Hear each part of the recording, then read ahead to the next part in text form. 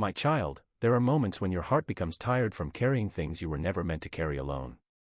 Perhaps you have smiled in front of others while quietly fighting battles inside. Perhaps you have continued working, caring for your family, and fulfilling your responsibilities while a small voice inside you wondered, does anyone truly see me? Does anyone understand how heavy this feels? There are nights when your mind refuses to rest. There are days when you wonder why the answers you have prayed for have not arrived. You may be facing uncertainty, disappointment, loneliness, or a season where everything feels more difficult than you expected. But my beloved child, your tiredness does not mean you have failed. Your tears do not mean your faith is gone. Your waiting does not mean you have been forgotten.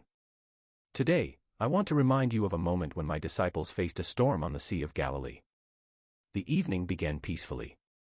After teaching the crowds, I told my disciples, "Let us go over to the other side." The Sea of Galilee was familiar territory for many of them. Several were fishermen who knew those waters well. They understood the changing winds, the movement of the waves, and the dangers that could appear suddenly. As the boat moved across the lake, darkness covered the water. The wind became stronger. The waves crashed against the boat, filling it with water.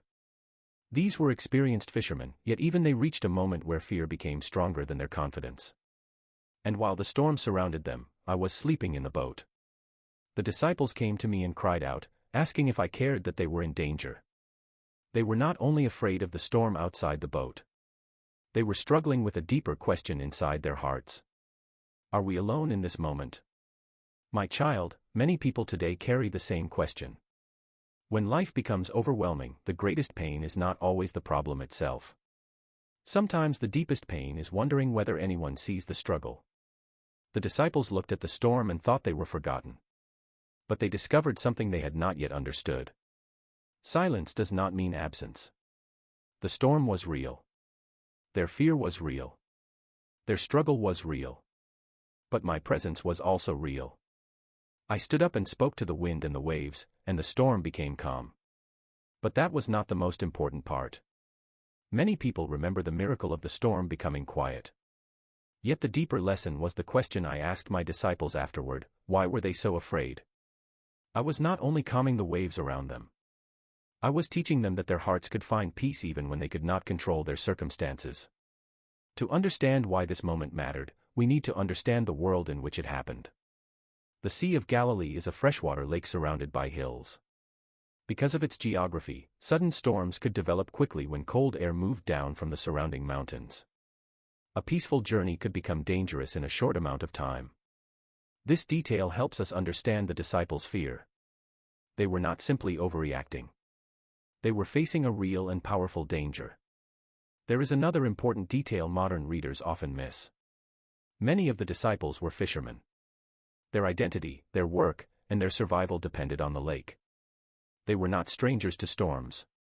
They knew the water. Yet even skilled people have moments when they feel overwhelmed. And this reminds you, my child, that needing help does not make you weak. Even those who are experienced, responsible, and strong can reach moments when they need comfort. The story of the storm carries 3 important lessons for your life. First, your fear does not define your faith. The disciples were afraid, but they still came to me. Their fear did not separate them from me. Their questions did not push me away. Perhaps you have felt guilty because you are afraid. Perhaps you think a faithful person should never struggle. But faith is not the absence of difficult emotions. Faith is choosing where you turn when those emotions appear. Second, silence does not mean you have been abandoned. The disciples saw me sleeping and believed nothing was happening. But they did not understand that my presence was already with them in the boat. Sometimes you may pray and feel that heaven is quiet. You may wait for answers about your family, your health, your future, or your circumstances. A quiet season is not always an empty season. Sometimes growth happens in places where you cannot yet see the result. Third, peace is not always the removal of every storm. The disciples learned that peace was not only found when the waves disappeared. They learned that they could trust even before they understood everything. Today, you may be carrying a bill you do not know how to pay. You may be waiting for a medical result that makes your heart anxious. You may be living through a relationship that has become painfully silent. You may be facing a decision that feels impossible. I do not ask you to pretend these things do not hurt. Your struggles are real. But I invite you to take one faithful step at a time. You do not have to solve your entire future tonight. You can begin with one honest prayer. One conversation with someone you trust. One practical step toward the situation in front of you. If you are facing health challenges, seek the care and guidance of qualified medical professionals. If your heart feels overwhelmed for a long time, reaching out to family, a pastor, a counselor, or someone trustworthy is not a sign of weakness. My dear child, I want you to remember this. You are more than your problems. You are more than your mistakes. You are more than the opinions of people who failed to understand you. Do not allow fear to become the voice that decides your future. There may be questions you cannot answer today. There may be doors you cannot see clearly yet. But you can still walk forward with courage. The same hands that comforted frightened disciples on a stormy night are a reminder that love can meet people in their most uncertain moments. You may not know what tomorrow will bring, but you can choose hope today. You can choose kindness today. You can choose one small step forward today. May your heart find rest when worries become heavy.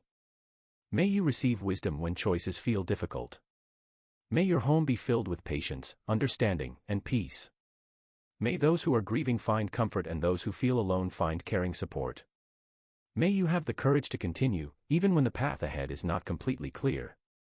Remember, my beloved one, a storm may surround you, but you do not have to face it without hope. If these words speak to your heart, you may leave this sentence in the comments as a personal reminder. I will trust love even when I cannot see the way. May peace remain with you, and may your heart remember that you are never without hope.